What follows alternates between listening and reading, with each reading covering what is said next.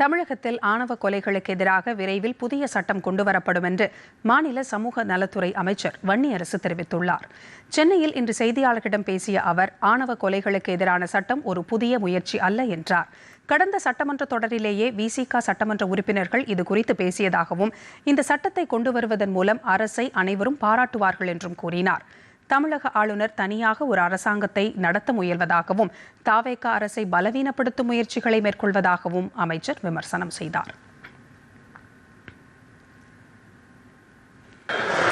பாட்ஷா அவர்களுடைய குழு இந்த ஆணவ படுகொலைகளை தடுத்து நிறுத்துவதற்கு அவர்கள் மாண்புமிகு முன்னாள் முதல்வர் அவர்கள் ஒரு குழு போட்டு பாட்ஷா அவருடைய பரிந்துரைகளை நடைமுறைப்படுத்த முயற்சி செய்தாங்க.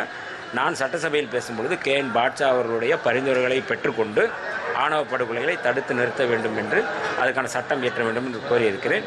கட்டாயம் அதற்கான முன்னெடுப்புகளை நாங்கள் எடுப்போம். இல்லை, அதாவது இன்னும் இப்போ தான் நாங்கள் ஆரம்பிச்சிருக்கிறோம்.